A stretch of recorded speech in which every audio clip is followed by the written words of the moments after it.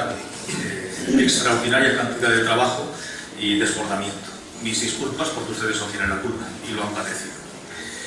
Miren, en este país, cuando caían chuzos de punta en 1965, yo me trasladé del lugar donde era mi vida, que era el País Vasco, Bilbao, y vine a Barcelona.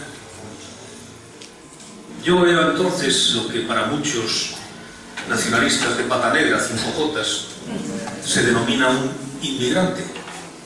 Pero en cambio, si yo en lugar de venir de Bilbao, hubiera venido de donde eran originarios, creo que mis tatarabuelos, que era del Cai d'Urgell, la zona de Os de Balaguer, pues hubiera sido un catalán que se traslada del lugar.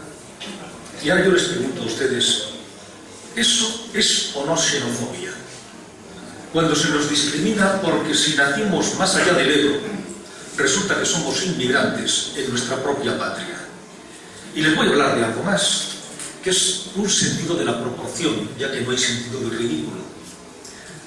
Estados Unidos no es un país, es un continente, y Brasil ni se lo cuento. Si ustedes les dicen a una persona, a un brasileiro de Rodônia, que está en la cuenca amazónica, que se traslada a Sao Paulo, que está a 3.000 kilómetros de distancia o 4.000 kilómetros de distancia, que es un inmigrante, el pauliano y el rodoniano, lo primero que van a hacer ustedes es la prueba de alcoholemia para ver si tiene usted todavía el índice alcohólico en un determinado nivel, o bien se reirá diciendo, hay que ver qué hombre tan simpático, qué cosas más divertidas dice. Pues aquí que tenemos un ombligo tan gigantesco que nos elimina las neuronas, o sea, es una especie de macroombligo todo nuestro cuerpo.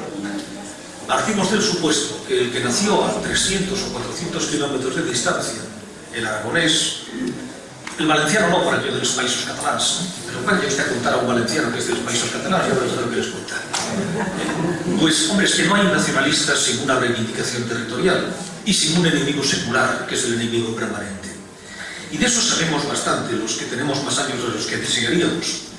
Yo tengo 66, casi 67, y conozco y recuerdo perfectamente lo que era la grisura, lo que era la inmensa miseria moral de ese franquismo que había inscrito a la patria en el registro de la propiedad, que era la suya, y que todos los que estábamos en contra de ese pensamiento único, donde el buen español era lógicamente franquista y se tenía que adecuar a ese criterio de lo que era el buen español, resultábamos antiespañoles.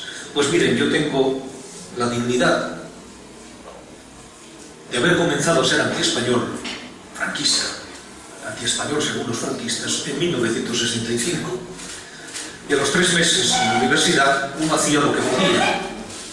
Fundamos el Sindicato Democrático de Estudiantes de la Universidad de Barcelona, se acordarán quizás ustedes de la historia de Capuchinos, de algunas historias más.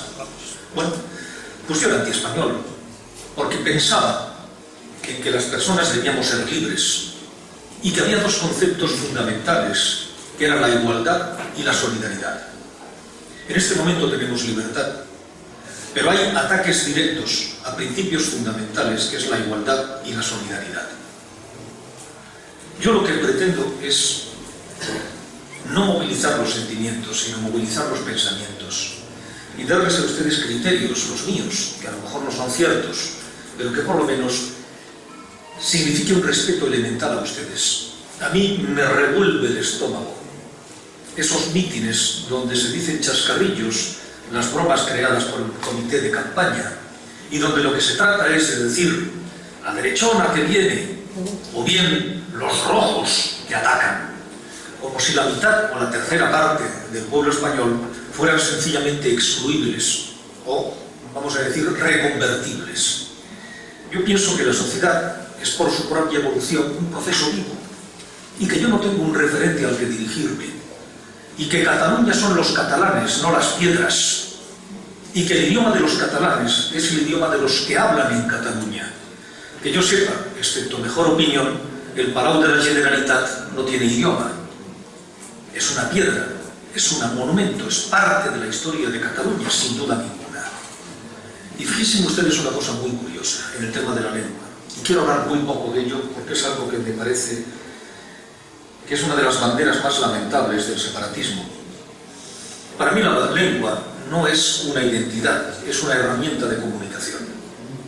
Y por lo tanto, excepto mejor opinión de ilustrados personajes separatistas, Josep Pla es reconocido como uno de los mejores o el mejor escritor en lengua catalana. Cuando escribía en castellano, y escribía mucho y bien, no era un raro bastardo, era tan catalán como cuando él mismo escribía en catalán. Y que yo sepa, Joan Manuel Serrat sigue siendo Joan Manuel Serrat cuando canta La Tieta o cuando canta El Mediterráneo, salvo mejor opinión de ilustrados separatistas que digan, bueno, en este momento entra en una rara enfermedad llamada la castellanoparlancia, y en ese caso es un problema de terapeuta. Cuando estos mismos elementos hipócritas, cínicos, los de la inversión lingüística, llevan sus hijos a escuelas, que son las que nosotros defendemos, una única escuela sin separación, donde el idioma sea normal. ¿Saben ustedes a la escuela que van los hijos del señor Artur Mas? El de la inversión lingüística, el que dice que nosotros estamos desestructurando a los catalanes. Yo tengo un íntimo sufrimiento que cada mañana me levanto padeciendo por los hijos del señor Mas, porque son hijos desestructurados. Van a una escuela que se llama Aula, donde el idioma es el castellano, el catalán y el inglés. Qué cosa tan tremenda, ¿verdad? Y los hijos del señor Montilla, ese andaluz que tenía que hablar con Pinganillo, con su compadre Chávez, porque claro, como presidente de la Generalidad, ¿cómo iba a hablar esta lengua maldita en la que yo les estoy hablando a ustedes? Que es la lengua de la mitad de los catalanes, por otra parte, y que es su lengua de pensamiento. Pues bien, los lleva a la escuela alemana, donde los idiomas es el alemán, el inglés, el catalán y el castellano. Y yo pregunto, ¿por qué no hacen lo que predican? ¿Y por qué predican lo que no hacen? Miren,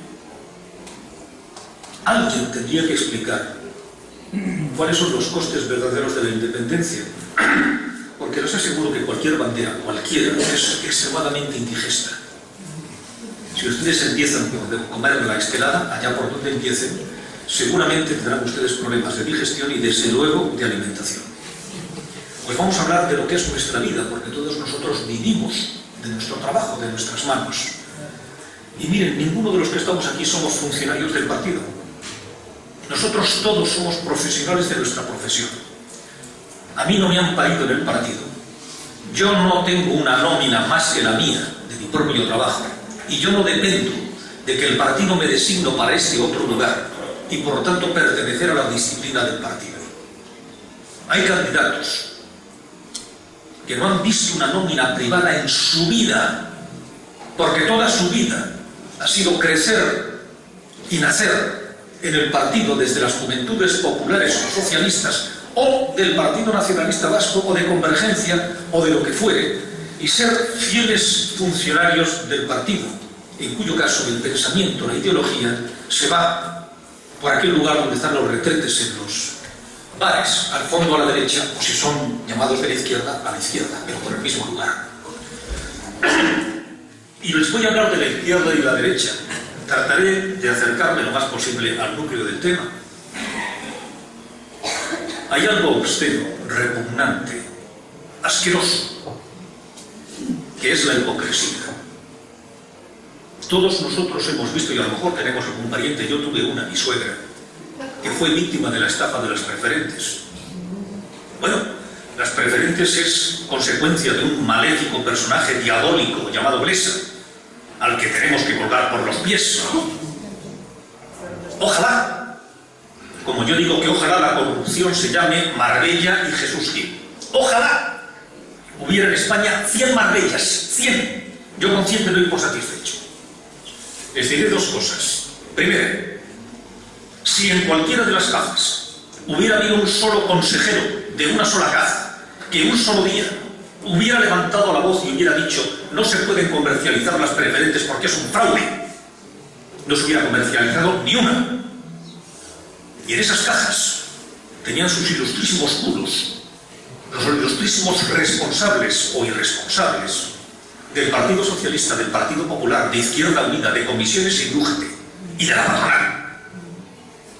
El otro día tuve una confrontación, discusión, lo que fue, con Gaspar Llamazares, y me dijo que se había querellado contra Blesa. Dije, enhorabuena, a buenas obras, mangas verdes. Y por otra parte, Supongo que te habrás querellado contra tu propio partido, porque estaba sentado allí, porque era uno de los que apoyó la Bablesa. Me da igual que apoyaran o no apoyaran. Era uno de los que callaron ante ese atraco. Yo pregunto, ¿y la izquierda dónde está? ¿Qué diferencia hay? Miren, yo no soy taurófilo, no me gustan los toros, pero tampoco los hubiera prohibido en ese acto de hipocresía descomunal que consiste en ir eliminando los supuestos aspectos de españolidad, excepto los correbous, claro, porque allí Esquerra Republicana tiene su parte, y claro, hay toros y toros. Hay toros y toros. Los toros de Guigualda.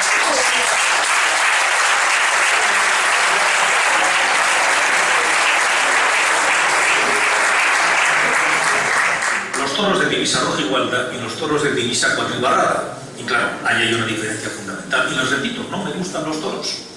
Yo estoy personalmente en contra de los toros, personalmente. Lo que yo no hago es pastorear a mis conciudadanos y decir lo que tienen o no tienen que hacer. Porque eso se llama concepto totalitario de la vida. Miren, alguien tendría que decirles a ustedes, entre ellos los ilustrísimos sindicatos llamados de clase, UGT y comisiones que están en favor del derecho a decidir, que es en favor, dejémonos de músicas celestiales, en favor del derecho a la separación, al separatismo.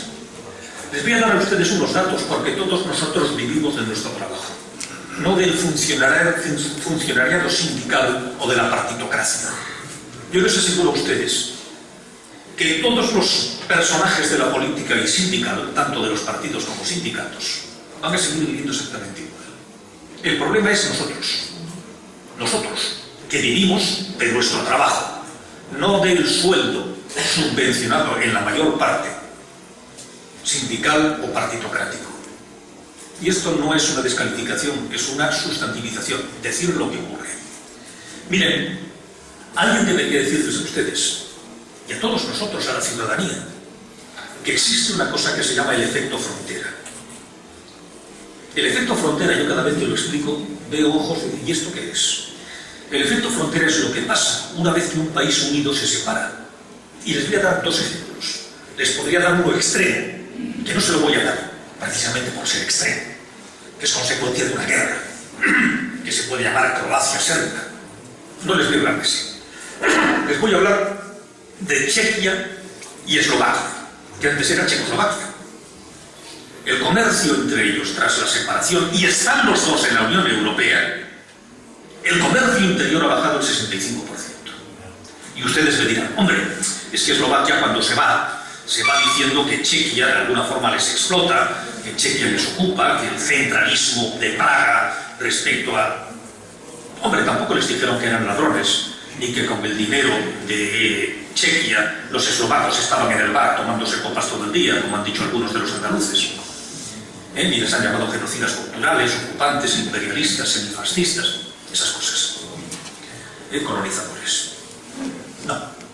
Bueno, 65% menos.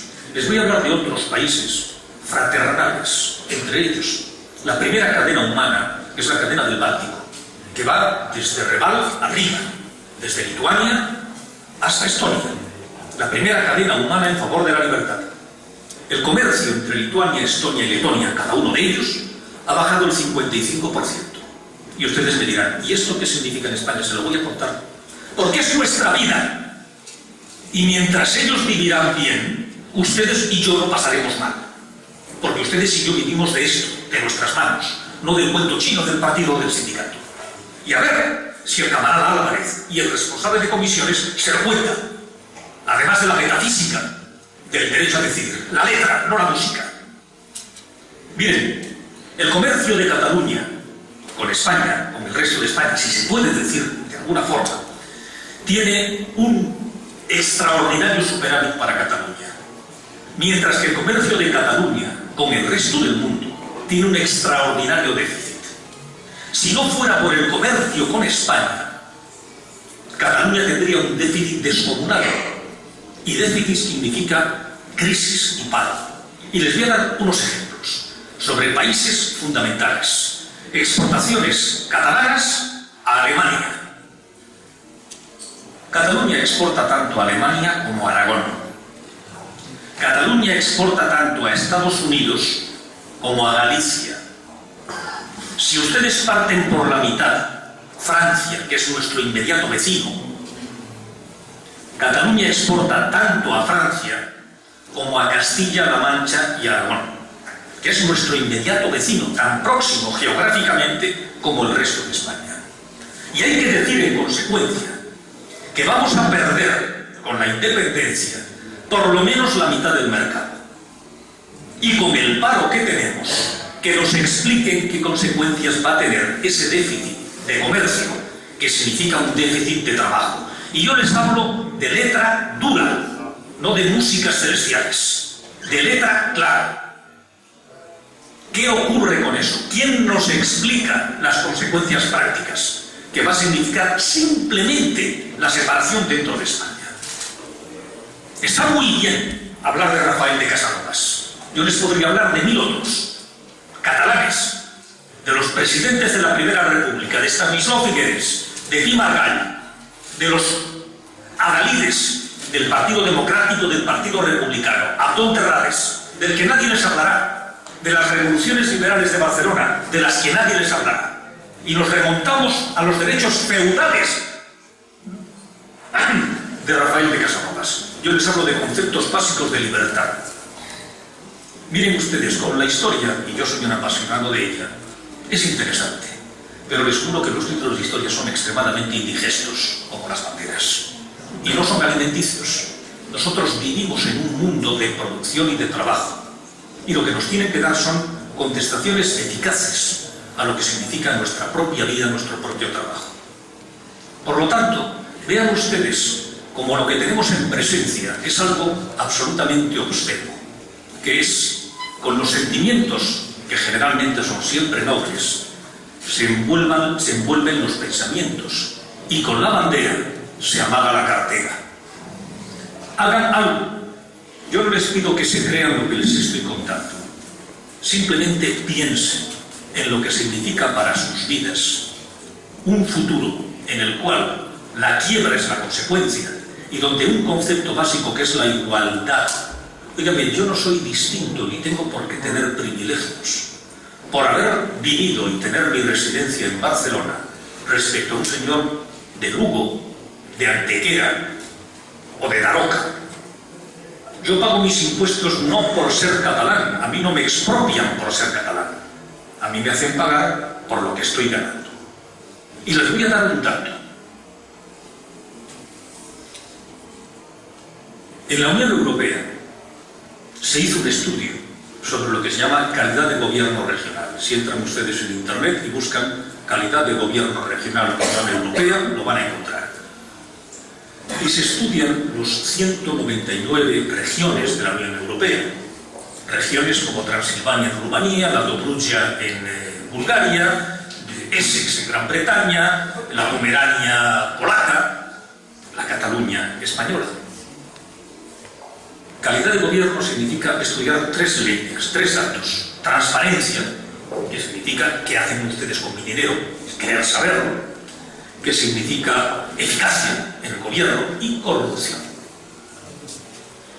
¿Saben ustedes cuál es la peor región europea según la Unión Europea, no según conspiraciones judío-masónicas bolcheviques, ni la derecha, ni los españolistas agresores? La Unión Europea. La peor región en corrupción, ineficacia y falta de transparencia se llama Cataluña. ¿Y saben ustedes en qué lugar está de 199? En el 130. Somos la cabeza de Rumanía y de Bulgaria. Estamos al nivel de Sicilia y Nápoles y Calabria. Y con estos mimbres queremos hacer algo nuevo. Con estos mimbres nos dicen que ellos nos van a llevar a una mejor situación. El tripartito dejó Cataluña con bonos basura. Y nosotros somos seres económicos que tenemos que financiarnos, como cualquier empresa, como una ferretería que tiene que descontar las letras de cambio, o una empresa que tiene que vivir del crédito, razón por la cual en este momento estamos en crisis porque no hay crédito.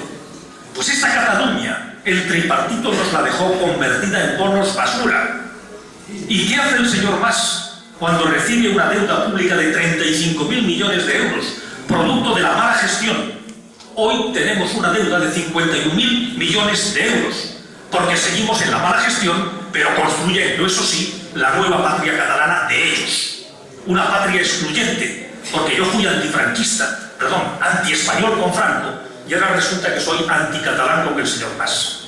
Pues miren ustedes, mi patria son mis conciudadanos, y yo sus mitos, y sus fastos, y sus gastos, me encontrarán siempre enfrente, y les aseguro otra cosa más. A mí ni me traducen, ni me convierten, ni me echan. Yo soy un catalán fiel a mi tierra, fiel a mis conciudadanos, que creo en algo que hoy es subversivo y revolucionario, que se llama la igualdad y la solidaridad. Muchas gracias.